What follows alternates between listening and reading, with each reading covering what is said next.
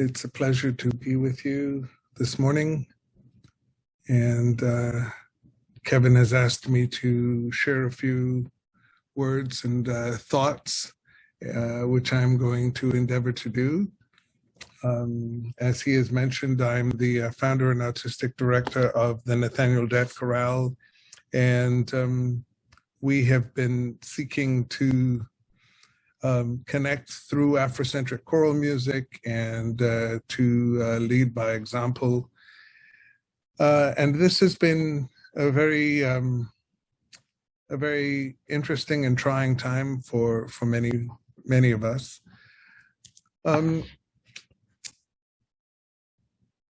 Along with conducting the Nathaniel Dett Chorale, I'm also a church musician. And because I'm involved with singers, it's been particularly trying this pandemic because our voices have been silenced really for so long, and we are just emerging from that period of silence.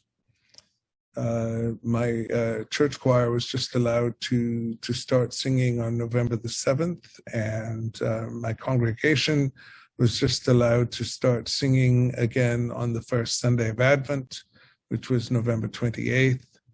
My professional ensemble just gave their first in-person concert last Saturday night at the George Weston Recital Hall in North York.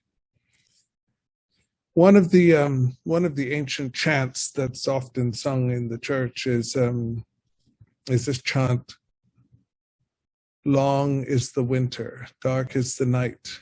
Come set us free, O saving light. Come set us free, O saving light. Come dwell among us, O saving light." And coupled with that is another chant that we often sing: wait for the Lord, whose day is near. Wait for the Lord, be strong, take heart. And those chants could not be more apropos or timely for our ensembles, all of us really. It's been a long winter. It's felt like that, and it's felt like quite a dark night, and it feels as though we've been kind of waiting for the light to come. Not only in terms of making music and making art again, but I mean, in terms of, persons of African heritage and other indigenous peoples who have been oppressed and who have experienced the ravages of colonialism. It feels like an even longer winter and an even darker night. And, slowly but surely we've been, I think, making our way forward and stepping into the light and being saved by the very art that we practice. And certainly this period of that we're in right now, certainly within the church, in the Anglican Church where I work, in the liturgical church, is called the period of Advent, which is that period of waiting and that period of expectant waiting, and the hope of emergence, the emergence of the light, the emergence of liberation. And that, I feel, we slipped sideways into that, certainly when I think of my own ensemble and the music that we do and my own sort of peoples and ethnic background. As I mentioned, we have been, I guess, an Advent people, if you will, in that regard. I'm sort of very much caught up in text and, particularly working with singers. And one of the poets that moves me a lot is James Weldon Johnson, who was a renowned African-American author and poet, and many will know him for the text that he set, Lift Every Voice and Sing, which I'll quote a bit of in a moment. One of the poems that he wrote, I think, that expresses some of that long period of yearning and of hurt, is a poem called "O Black and Unknown Bards of Long Ago." He says in this poem, "O black and unknown bards of long ago, how came your lips to touch the sacred fire? How in your darkness did you come to know the power and the beauty of the minstrel's lyre? Who first from midst his bonds lifted his eyes? Who first from out still watch, lone and long, feeling the ancient faith of prophets rise within his dark-kept soul, burst into song?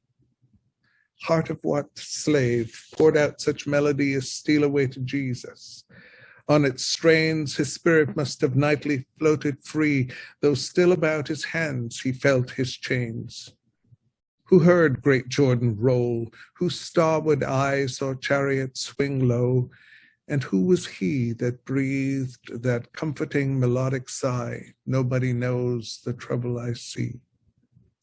What merely living clod, what captive thing could up toward God through all its darkness grope, and find within its deadened heart to sing these songs of sorrow, love, and faith and hope? How did it catch that subtle undertone, that note in music heard not with the ears? How sound the elusive reed so seldom blown, which stirs the soul or melts the heart to tears? And he goes on for a couple more verses. I'll certainly say that the words that you've just heard me read have resonated with me over the years, and were in my mind and in my heart when I started my ensemble, the Nathaniel Dett, 24 years ago. Alongside those words were the Nguzo Saba, the 7 principles that we celebrate during the period of Kwanzaa. But I was encouraged to live in that space, thinking back to my own ancestors. What merely living clod, what captive thing could up toward God through all its darkness hope, and find within its deadened heart to sing these songs of sorrow, love, and faith and hope? Experiencing that kind of pain and creating art in the midst of that pain, and having that art heal in that moment and heal over the subsequent years. How did it catch that subtle undertone, that note in music heard not with the ears? There's something there that's so important if we listen. How sound the elusive reed so seldom blown, which stirs the soul or melts the heart to tears?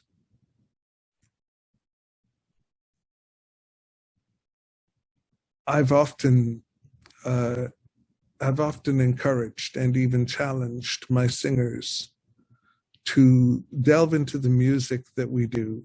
And we have tried over the years to offer, I think, a very sort of Pan-African repertoire. And always we've tried to spend time getting to know the music that we are performing. We've spent time, we've invited culture bearers to come and live with us and live among us and teach us aspects of the music that we perform. Because just because we are of African descent doesn't mean that we fully know and from a lived experience what all this is and where these musics come from. But it's important that we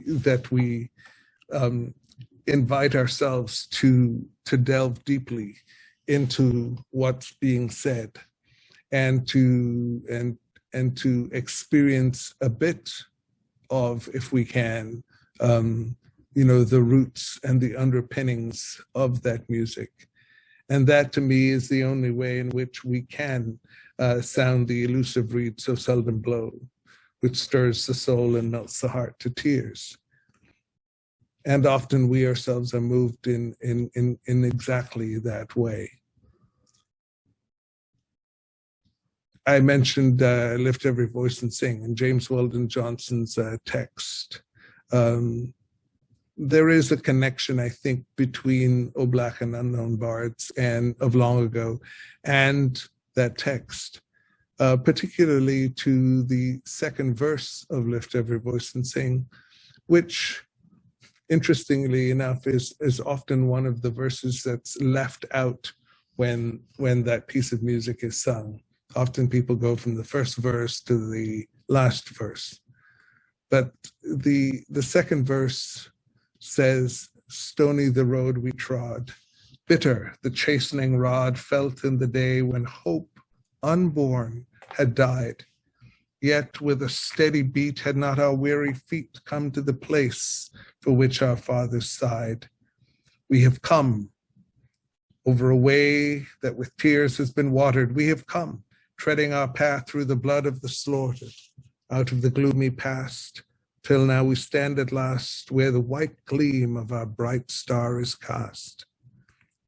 And to me, it's only by acknowledging that long winter, that dark night, by acknowledging our woundedness, if you will, in that way, that allows us to fully step into the light, to fully embrace the gleam of our bright star.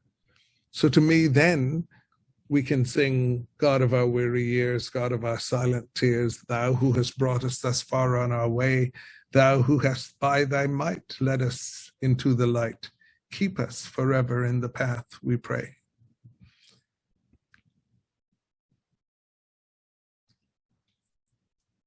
It's been, as I mentioned, a bit of a journey these past few years.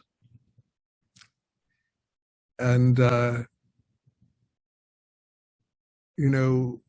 at the same time, it's been an opportunity, certainly for me and certainly for my organization, the Nathaniel Dett Chorale. Even though we were not able to sing, because again of the other moments that we've been living through,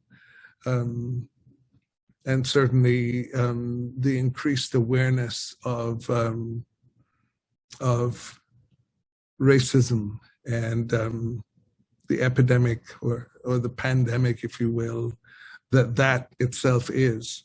Other organizations took that opportunity to reach out to us and us to them. And we had an opportunity to interact with folks. They asked questions, we tried to answer, we spent time with each other, talking about some of these musics and talking about the importance of the music that we offer. The importance of that music to both educate, to heal, to inspire action and forward momentum. And now that we are emerging, some of those relationships that we built, some of the time that we spent with those other organizations is bearing fruit. Certainly after a long period of time, it was interesting and important to see some of the music of Nathaniel Dett be programmed alongside the music of Johannes Brahms by a major arts organization here in the city. As I mentioned, on Saturday, we gave our very first in-person performance. And that was a collaboration between ourselves and Orchestra Toronto, who incidentally had wanted to do the same program last December, but for obvious reasons, we were unable to. And we've had a wonderful time coming together and bringing our two organizations together and working on this music. And the words that we've heard from both sides, both organizations, have been truly inspiring in that regard, and healing, as members of both organizations talk about the experience of working with each other and delving into the ideas and what has come out of it. We, in the beginning of March, will also be doing a collaboration with the Rochester Oratorio Society and Roberts Wesleyan College from the Rochester area.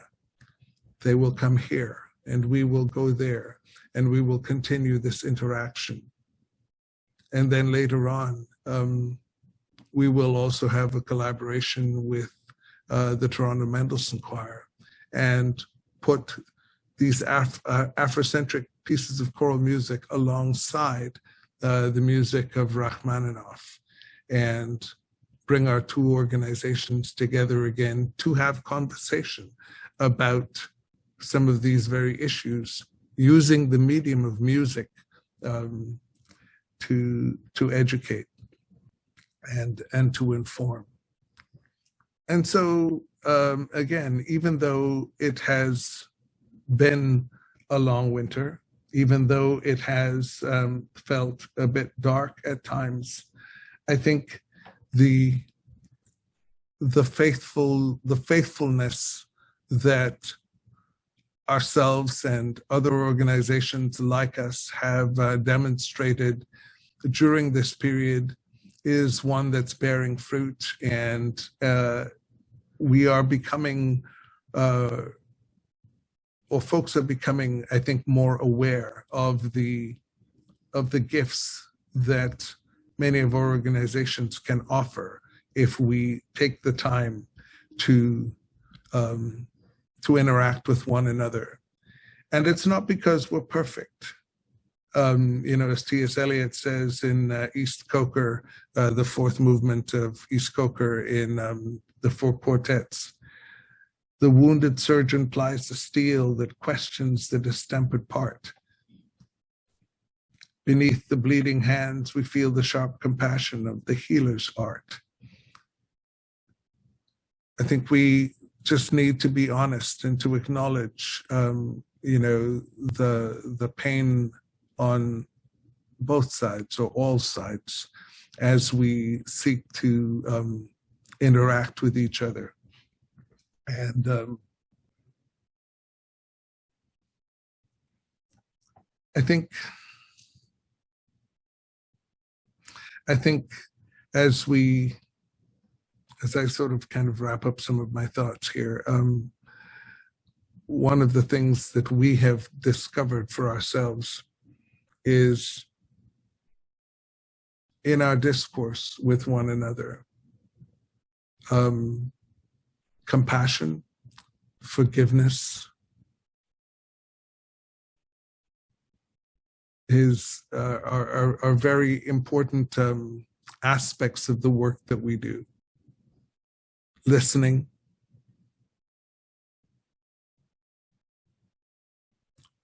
but above all, I think one of the major aspects of what we do and where we come from in the work that we do is and has to be always a place of love. When we, before we perform, we usually gather as a group, and there is a little aphorism that we often say before we go on stage. It goes like this: a bell is not a bell until you ring it. A song is not a song until you sing it. And love is not a place in your heart to stay. Love is not love until you give it away. That aspect of love is so very important in this work of reemergence, rebuilding, healing, and I think we're all called to do it.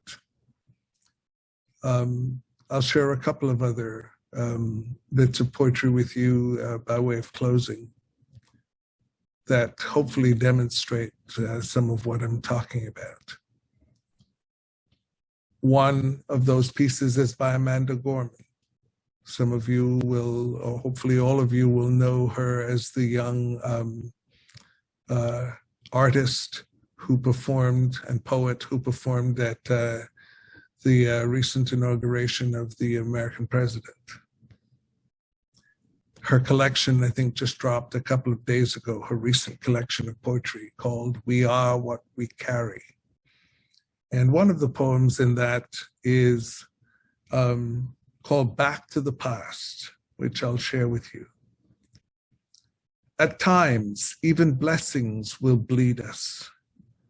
There are some who lost their lives, and those who were lost from ours, who we might now re-enter. All are someone's summoned softly. The closest we get to time travel is our fears softening, our hearts unclenching, as we become more akin to kin, as we return to who we were before we actually were anything or anyone. That is, when we were born unhating and unhindered, howling wetly, with everything we could yet become. To travel back in time is to remember when all we knew of ourselves was love.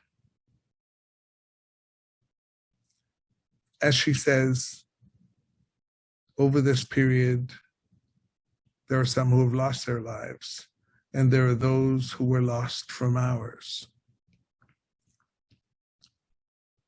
And so I will also, in closing, share this poem by Merritt Malloy called Epitaph, which again, I think speaks to the power of love in this moment of rebuilding and reemergence.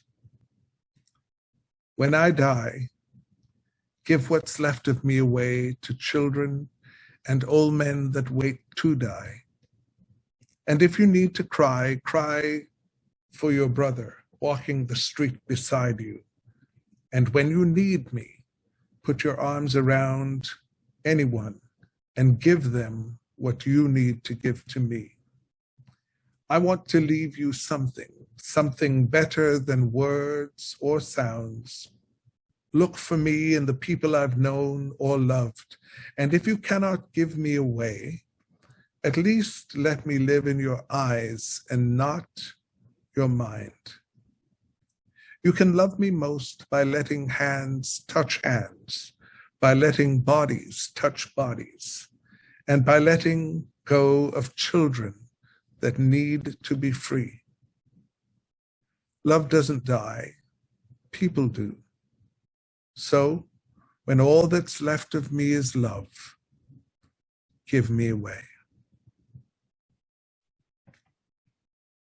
Today, as we emerge from this long winter and this dark night, as we seek to be beacons of light, both for ourselves and others, that is my invitation to myself, to my ensemble, and to you. Let us be love to one another. Let us give love away. Thank you.